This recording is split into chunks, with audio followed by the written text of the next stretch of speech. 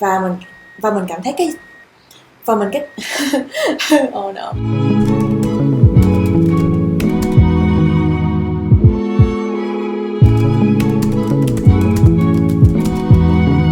Hi, xin chào mọi người, lại là mình Gigi đây.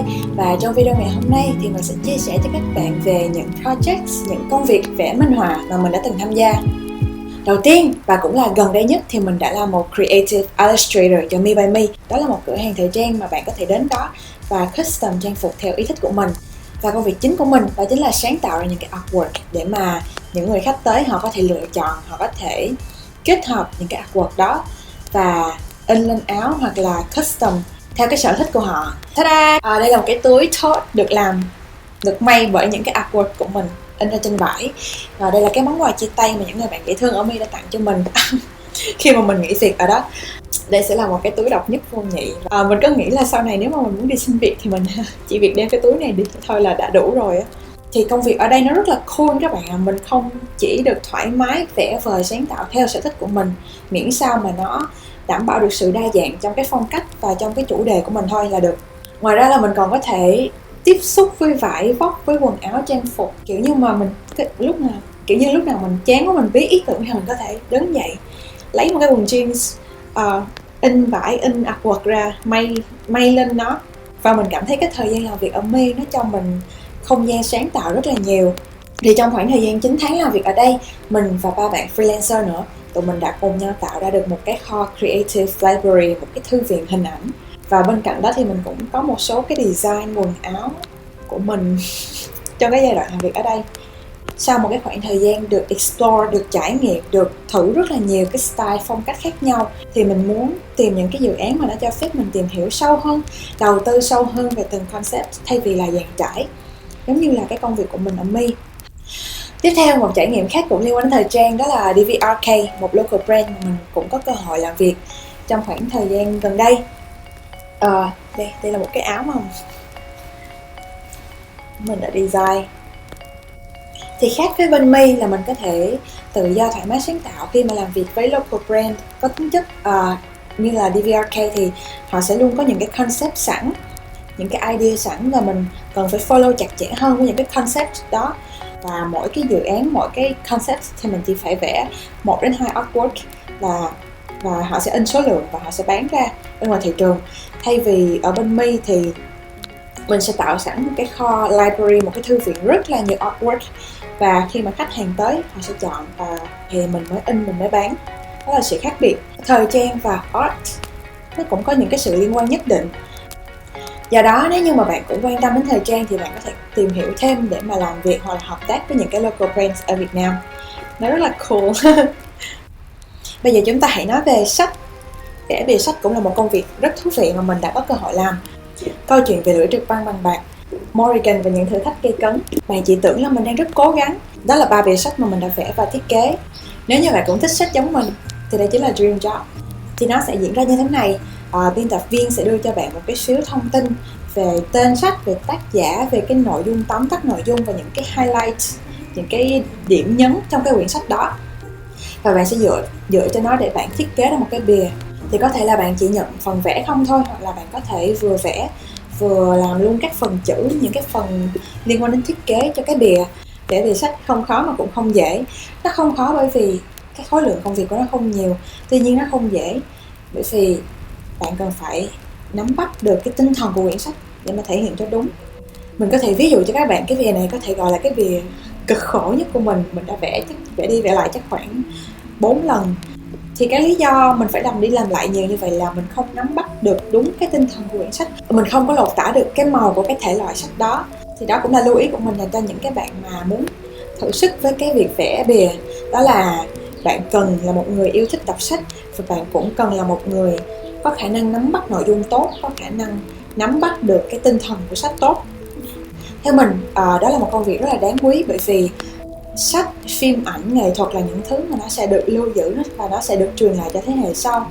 Thì khi mà mình vẽ một cái bìa, mình cũng nghĩ là giống như quyển sách này đi, có thể 10 năm sau, vài chục năm sau nữa thì các bạn nhỏ lớn lên và cũng sẽ cầm cái bìa này trên tay, cầm cái quyển sách này trên tay để đọc.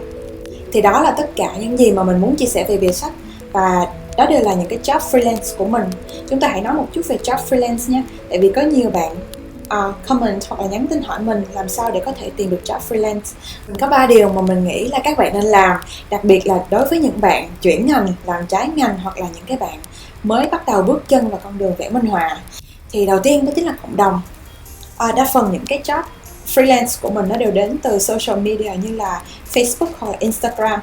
Thì mình có add friends, có follow những cái anh chị, những người bạn làm cùng ngành. Và khi mà họ cần tuyển người, họ cần có người làm job thì họ sẽ đăng lên thôi.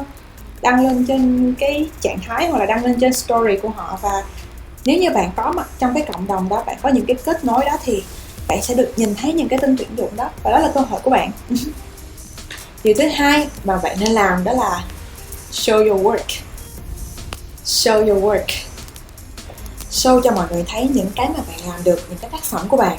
Thường thì những bạn mới bắt đầu sẽ có một cái cảm giác hơi mặc cảm, hơi tự ti một xíu là tranh của mình vẽ xấu á, trong khi tranh của các anh chị, những cái người đi trước vẽ rất là đẹp. Mình làm không có đẹp, mình không có muốn show ra, mình không có muốn làm trò cười cho họ. Thì mình nghĩ là các bạn không có nên tự ti như vậy. Chúng ta cần phải tiến về phía trước, chúng ta cần phải nắm bắt cơ hội để bản thân mình tốt hơn. Thì việc đưa ra những cái tác phẩm tốt nhất của bạn ở thời điểm hiện tại, nó sẽ thu hút cơ hội đến với bạn. Và khi cơ hội tới, bạn nắm bắt, bạn dùng nó để bạn rèn luyện, bạn làm tốt hơn, thì bạn sẽ tốt hơn. Bạn muốn tốt hơn mà đúng không? Và cuối cùng, như là mình đã chia sẻ trong video lần trước, portfolio. Vì sao? Vì khi cơ hội tới mà bạn chưa sẵn sàng, bạn chưa có cái gì để mà bạn nắm bắt cơ hội thì cơ hội nó sẽ đi thôi. Khi mà người ta đăng tin tuyển người, đăng những cái tin tuyển dụng mà bạn apply vào, và người ta sẽ hỏi là thế em có portfolio không? Cho anh chị coi với. Và đó là lúc mà bạn cần cái sự chuẩn bị đó. Đó là bí mật của sự may mắn, mình sẵn sàng hết rồi. Và khi cơ hội tới thì mình nắm bắt thôi. Thì đó là những chia sẻ của mình về freelance job. Các bạn hãy thử làm theo và những cái cơ hội nó sẽ tới với bạn thôi.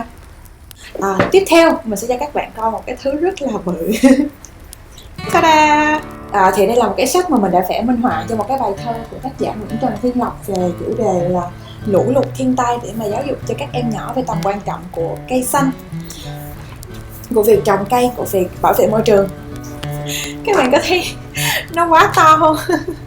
Tại vì đây là cái dạng sách mà những thầy giáo, cô giáo sẽ cầm vừa kể chuyện vừa cho các bạn nhỏ xem tranh. Thì nó phải to như vậy để mà những cái em bé mà ngồi đằng xa cũng có thể nhìn thấy hình được. Thì đối với mình đây chính là một cái công việc mà thử thách nhất từ trước đến giờ mà mình đã từng làm qua, bởi vì nó đòi hỏi bạn bên cạnh việc vẽ cần phải có thêm kỹ năng kể chuyện nữa.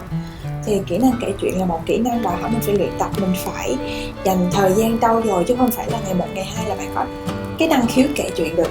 Đó là một cái điều mà mình muốn lưu ý cho những bạn muốn theo đuổi cái công việc vẽ minh họa mà cho sách truyện như thế này. Và tiếp theo, ngôi sao của ngày hôm nay, quyển sách trên tay mình đó là Baby Journal. Đây là một cái quyển journal để dành cho những người mẹ mà đang có em bé, đang có bầu á, thì sẽ ghi chép lại cái hành trình mang thai, hành trình sinh con, hành trình con mình nó lớn lên từ lúc mà mới sinh cho đến lúc 5 tuổi. Thì mình đã tham gia dự án này và mình đã vẽ những cái tranh minh họa cho cái cuốn journal này. Và cái style chính của nó chính là style tranh Kim Hoàng hồi xưa, và sử dụng hình ảnh là một cái bé heo, cho nên mình còn gọi đây là dự án bé heo. Và mình đã làm cùng với team D101, là một cái team design cực kỳ xịn ở thành phố Hồ Chí Minh, và mình rất ngưỡng mộ các bạn ấy. Và mình sẽ để cái link cái quyển này ở bên dưới nha. Thì mình sẽ quay lại một chút chuyện freelance job. Cả hai cái quyển sách vừa rồi mà mình show cho các bạn coi, ở quyển bé Hải Ly và quyển bé heo, mình đều thấy cái tin tuyển dụng được đăng ở trên Facebook hoặc là trên những cái cộng đồng mà mình tham gia. Và mình đã chủ động nhắn tin hỏi là mình có thể tham gia dự án này không, mình có thể làm cái job này không. Và mình đều được hỏi là portfolio của mình đâu, những cái work trước đây của mình đâu, hãy cho họ xem để họ đánh giá là mình có phù hợp với công việc này không. Đó, portfolio các bạn ơi, làm ngay bây giờ đi. Vậy là mình có thời trang nè, mình có sách nè. Ngoài ra mình còn tham gia những cái dự án mà nó liên quan nhiều đến âm nhạc. Âm nhạc là một đam mê rất lớn của mình. Và hai cái dự án mà mình được tham gia đó là mình vẽ minh họa cho cái lyrics MV bài hát Tôi Thất Tình của ca sĩ Orange. Và cái thứ hai là những cái tranh minh họa cho cái series We Young của We Choice Award năm 2020. Mình chỉ việc nghe nhạc, cảm nhận, và có thể đó là một thế mạnh của mình cảm nhận được âm nhạc rất là tốt. Và đó cũng là một trải nghiệm rất là tuyệt vời khi mà mình bấm vào cái bài nhạc mình thích thì mình lại thấy cái tranh của mình xuất hiện. Và cuối cùng về công việc hiện tại của mình, nếu như các bạn có thắc mắc thì mình đang làm freelance cho cái dự án The Tale of Củi của The Coffee House. Mình dành cả thanh xuân để ngồi The Coffee House cày freelance các bạn ạ. Cảm thấy đó là sự may mắn khi mà mình được làm những cái dự án cho những cái brand mà mình yêu thích. Thì những cái sản phẩm mà mình làm trong giai đoạn này thì mình sẽ show cho các bạn coi sau khi mà nó được on air, sau khi mà nó được xuất hiện trên thị trường vào dịp Trung thu này. Hãy đón chờ xem nha. Thông qua video này thì mình muốn cho các bạn thấy được những cái mảng khác nhau của ngành vẽ minh họa, và những cái mình chia sẻ chỉ là những cái mà mình đã trải nghiệm qua. Và nếu như ở giai đoạn mới bắt đầu mà bạn chưa có thể xác định được là bạn thích làm gì hoặc là muốn làm chính xác trong cái mảng nào thì bạn có thể trải nghiệm.